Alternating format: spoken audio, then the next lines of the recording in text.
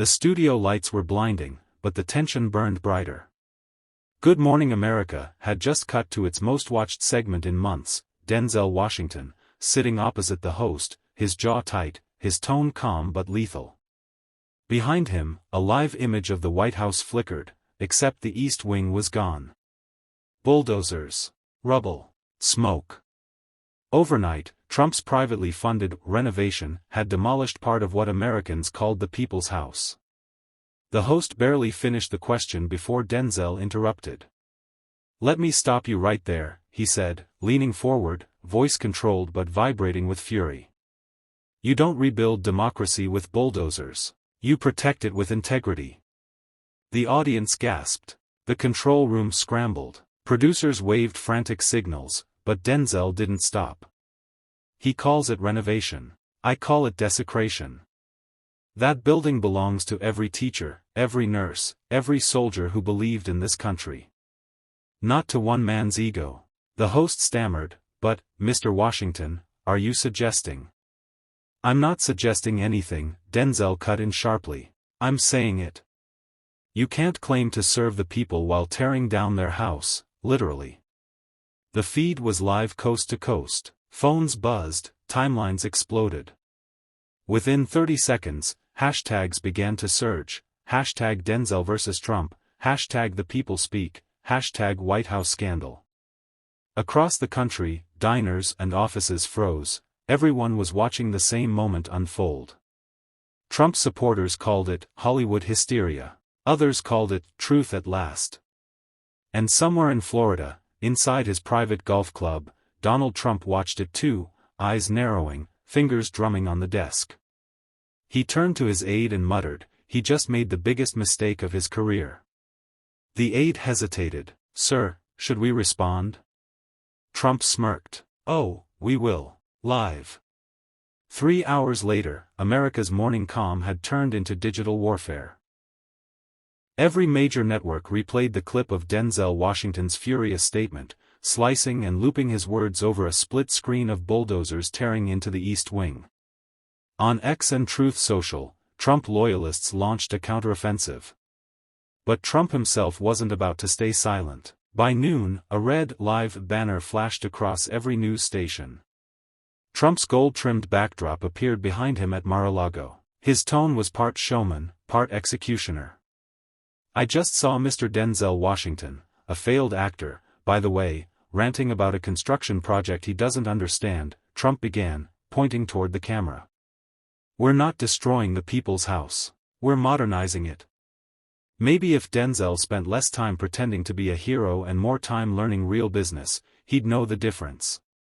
The audience of invited supporters erupted in applause. Cameras zoomed in on Trump's smirk, that signature blend of contempt and confidence. But even through the roar, there was an edge in his voice, the sound of a man who knew he'd been hit where it hurt, his legacy. Meanwhile, social media was split like never before. Cable panels ran non-stop debates. "Was Denzel wrong to lash out?" one host asked.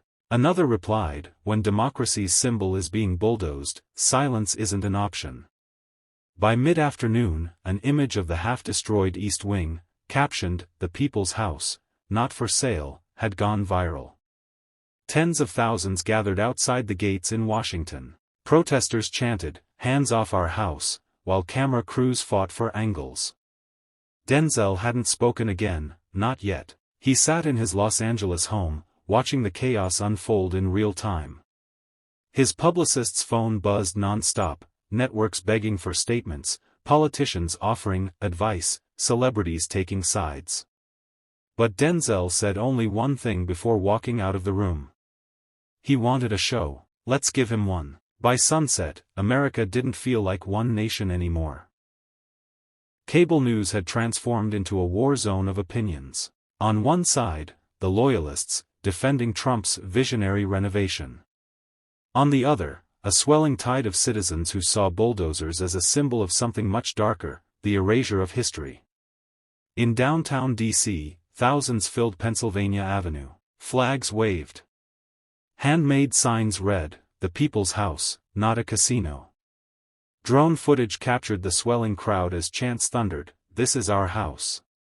News anchors described it as the largest spontaneous protest since 2020. Meanwhile, Denzel Washington's clip dominated every screen: gyms, airports, schools. Even his old co-stars texted him, "You didn't just speak, you detonated something." Inside Fox News, producers replayed Trump's live response. "We're modernizing democracy," he'd said. The phrase was already being memed online. Modernizing? Or monetizing? Back at Mar-a-Lago, Trump paced the marble floor, restless. "They're painting me as the villain again," he snapped. "We're fixing the damn house." His aide hesitated, then whispered, "Sir, it's not about the house anymore." Trump turned, jaw tight. "Then make it about him." Within the hour, a new campaign ad appeared online, grainy clips of Denzel in movie roles spliced between Trump's speech, implying hypocrisy, arrogance, and Hollywood elitism. The ad ended with bold red letters, "He plays heroes. I build history." It was ruthless, and it worked. The narrative began to shift. Commentators argued that Denzel had overstepped, that actors shouldn't lecture the nation. But then a new clip dropped, recorded by a protester outside the rubble, a single, trembling voice saying, "They're taking down the people's house while we watch." It was raw, real, and suddenly, the story wasn't about Denzel or Trump anymore. It was about every American watching the walls, and wondering what else was coming down. The next morning, the world woke up to silence, the kind that comes before an earthquake. Denzel hadn't spoken since his explosive appearance. Rumors swirled. Some said he'd been pressured to apologize. Others whispered that the White House had reached out privately. Every network was waiting for his next move. Then, without warning, a push notification hit millions of phones. Denzel Washington Live, no filters, no scripts. The stream started instantly trending on every platform. He appeared in a plain black t-shirt, no studio lights, no applause. Behind him, a framed photo of the White House, intact, glowing under a golden sunset. His tone was low, deliberate, like a man who had chosen every word days in advance. "You know, they say I'm just an actor," he began. "They say I shouldn't talk about politics. Maybe that's the problem. Too many people who can talk about it, don't." He leaned forward, eyes hard. What happened to the people's house wasn't construction. It was destruction, of something sacred. You can paint walls, you can move fences, but you can't bulldoze trust. The chat exploded. Heart emojis, flags, fire icons, and a flood of angry comments too. Denzel didn't flinch. "This isn't about left or right," he continued.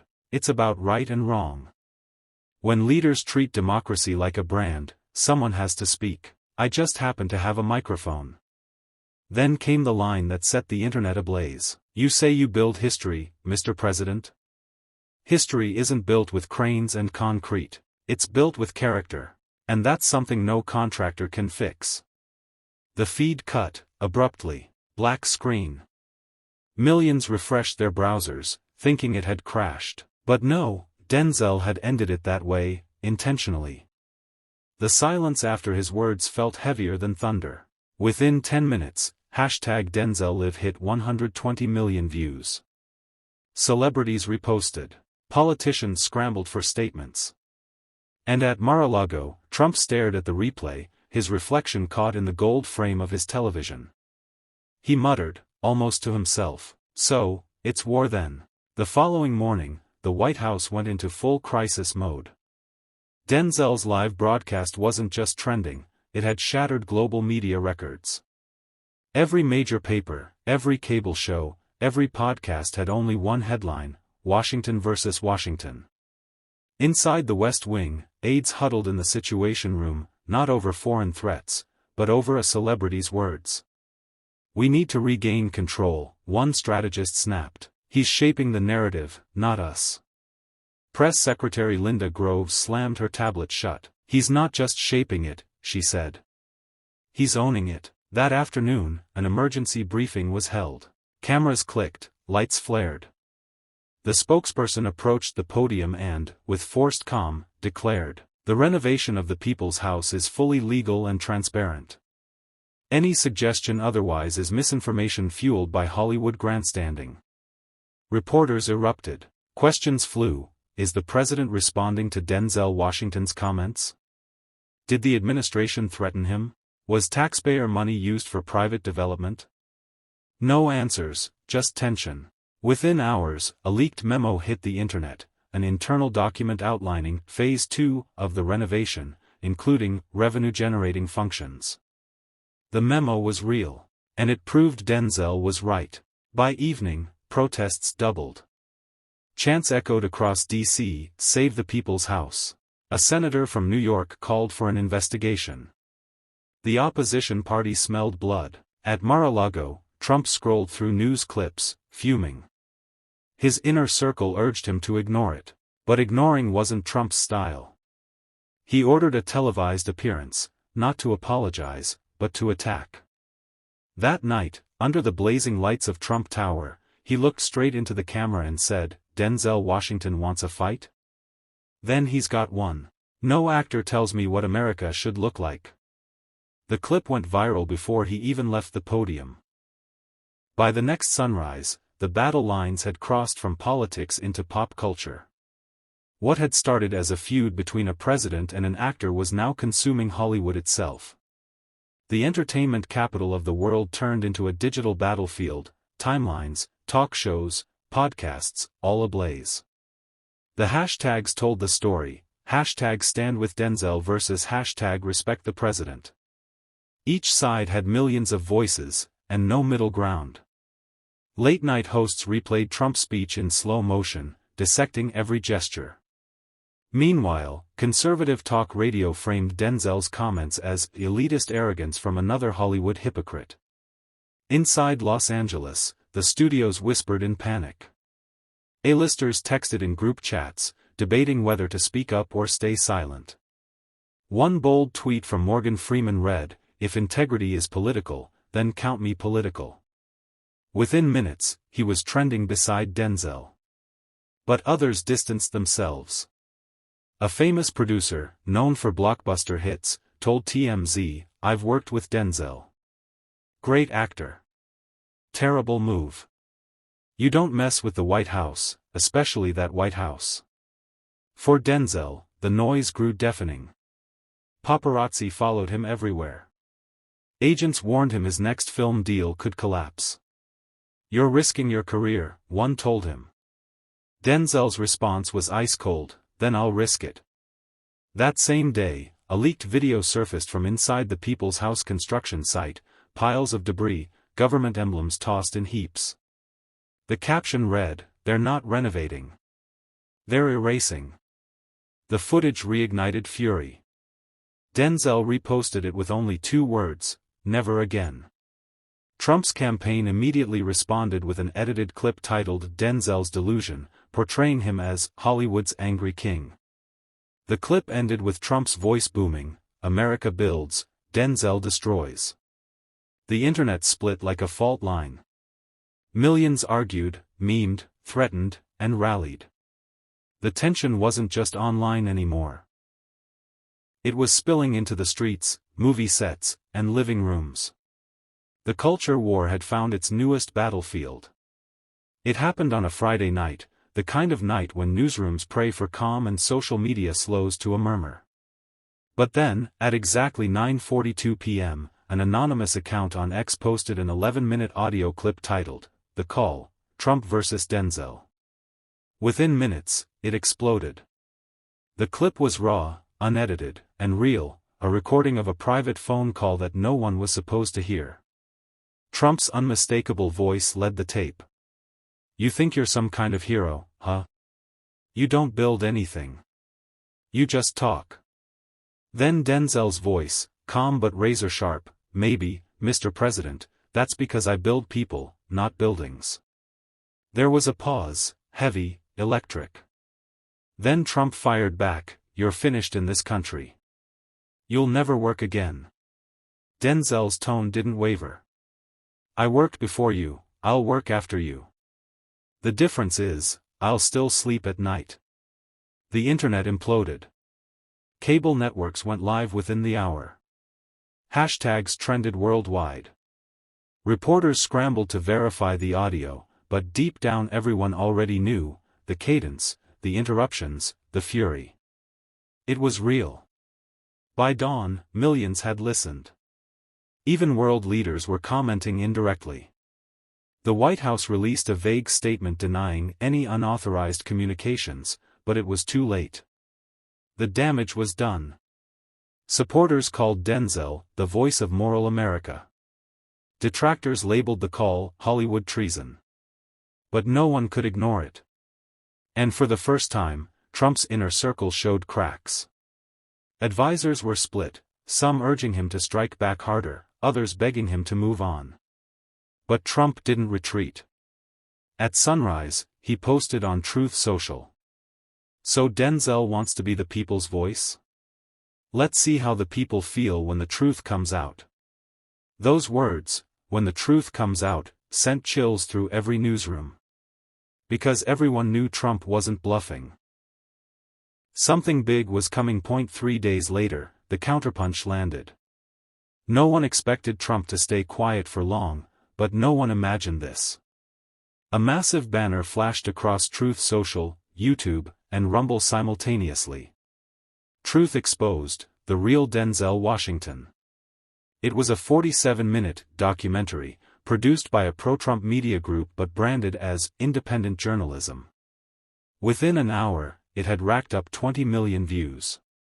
The thumbnail showed Denzel's face in shadows, next to the caption, "The actor behind the mask."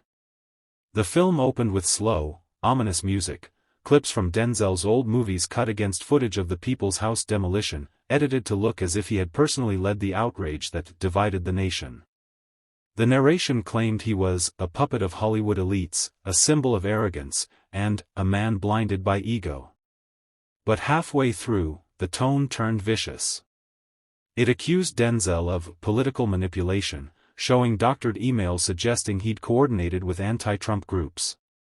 Experts quickly flagged them as fake, wrong timestamps, mismatched headers, but by then, it didn't matter. The damage was done. Cable news panels debated whether the release crossed legal lines. Journalists called it state-sponsored defamation. Yet Trump's base celebrated it like a blockbuster premiere. The former president even held a screening at Mar-a-Lago, flanked by donors and cameras. He smiled for reporters and declared, "I said I'd show the truth. America's watching." Meanwhile, Denzel was filming in Atlanta when he got the news.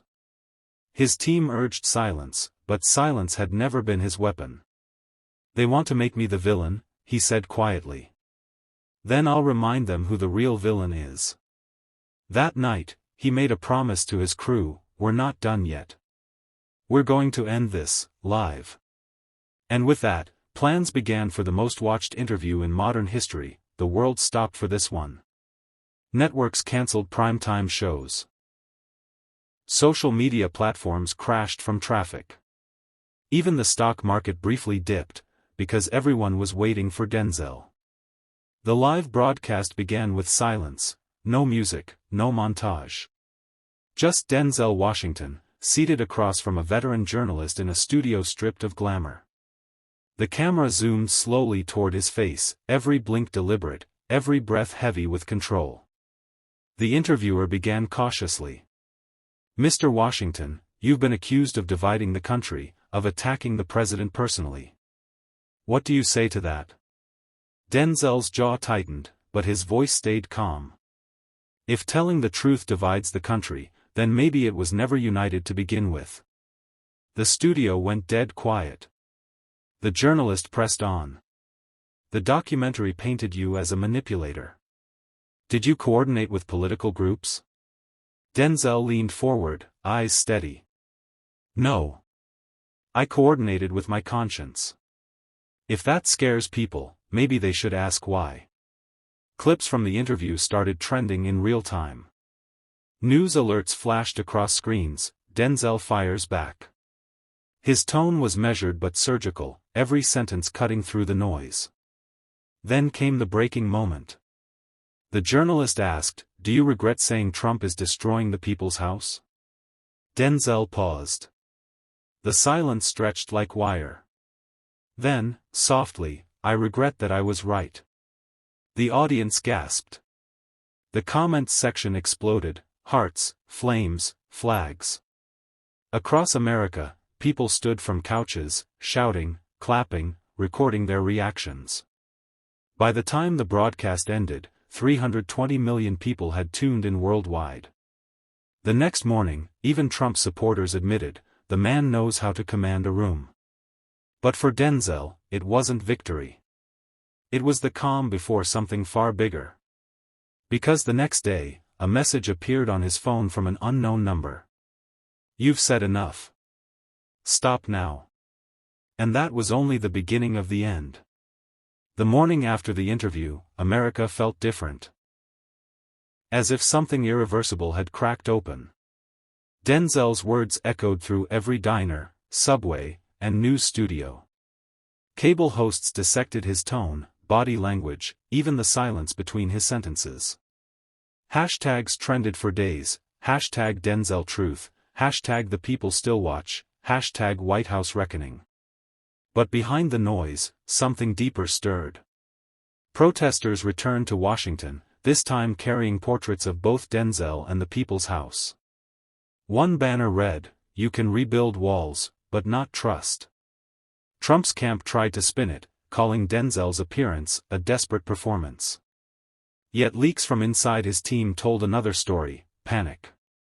Advisors argued about damage control, while donors worried about a cultural backlash too big to contain. Meanwhile, Denzel vanished from the spotlight.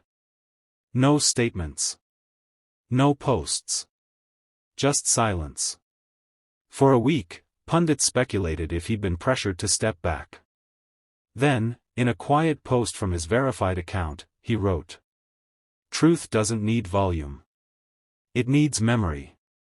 That single line became a rallying cry.